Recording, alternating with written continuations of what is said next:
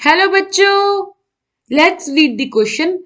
The nitrogen containing compound produced in the reaction of HNO3 with P4O10 option A can also be prepared by reaction of P4 and HNO3. Option B is diamagnetic.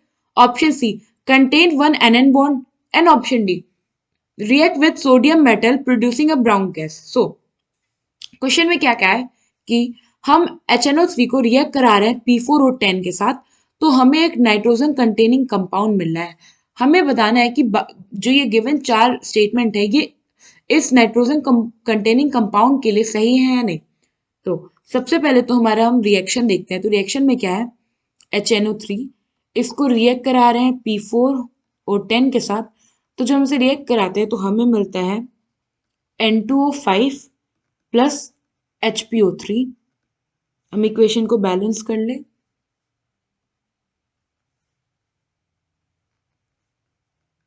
Now ये हो गया हमारे completely balanced equation. तो यहाँ पे जो nitrogen containing compound है वो है हमारा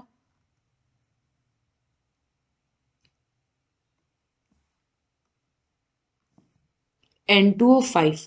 हमें इसके रेफरेंस में बाकी स्टेटमेंट्स को देखना है। तो पहला क्या कह रहा है कि N2O5 जो आया है इसे हम तब भी प्रिपेयर कर सकते हैं जब हम रिएक्शन कराए P4 और NH3 का एन HNO3 का। सो हम देखते हैं क्या होता है।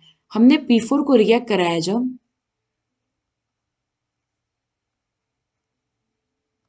HNO3 यानी कि नाइट्रिक एसिड के साथ, तो हमें क्या मिलता है, हमें मिलता है H3PO4 plus NO2 plus H2O। तो हम इक्वेशन को बैलेंस करें तो ये होगा।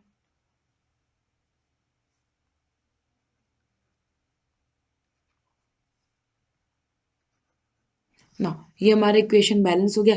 तो हम देख सकते हैं कि इसमें हमें N2O5 नहीं मिला है, NO2 मिला है। इसका मतलब ये स्टेटमेंट हमारा गलत है। अब दूसरा स्टेटमेंट क्या कह रहा है कि ये डायमैग्नेटिक है।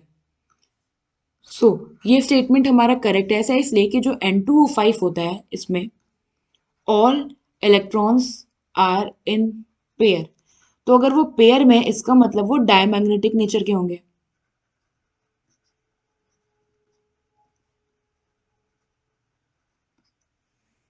ना अभी मैं इसका स्ट्रक्चर आगे बताऊंगी तो फिर वहां और क्लियर आउट हो जाएगा कि इलेक्ट्रॉन हमें कैसे पता चला कि सारे इलेक्ट्रॉन पेयर में है।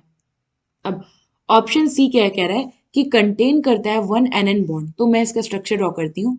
ये एक नाइट्रोजन है, ये एक नाइट्रोजन है, इनके बीच में होता है एक ऑक्सीजन। एक नाइट्रोजन के पास होते हैं टोटल 5 वैलेंस इलेक्ट्रॉन। तो इसने क्या किया,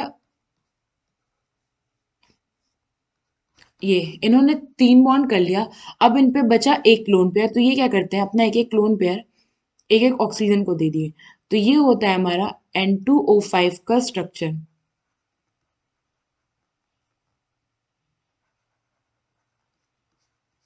नाउ अगर आप देखो तो यहाँ पे कोई भी एन डायरेक्ट बॉन्ड नहीं है, बीच में ऑक्सीजन है। तो हमारा ऑप्शन सी गलत हो गया। अब ये डायमैग्नेटिक कैसे, तो देखो नाइट्रोजन के अराउंड जितने भी इलेक्ट्रॉन है ये सारे पेयर में भी है। सेम यहाँ भी सब पेयर में भी है।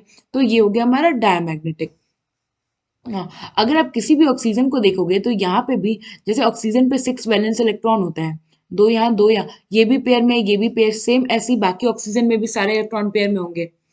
तो अब ऑप्शन डी में क्या कह रहा है कि जब हम रिएक्ट कराते हैं मेटल को, मतलब जो हमारा N2O5 है इसको जब मेटल के साथ रिएक्ट कराते हैं तो एक ब्राउन गैस मिलता है। तो हम देखते हैं इस रिएक्शन को।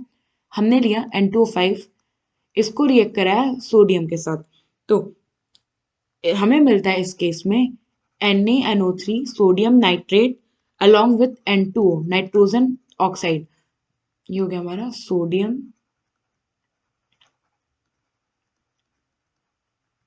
नाइट्रेट। ये जो N2O आया है, ये N2O जो होता है यही होता है ब्राउन कलर का गैस। इट मीन्स कि हमारा ये स्टेटमेंट भी करेक्ट है। सो हमारे क्वेश्चन के हिसाब से जो जो स्टेटमेंट सही है वो है option A, sorry not option A, ये हो गया हमारा option B and option D, ये दोनों स्टेटमेंट सही हैं। So option B and D both are correct.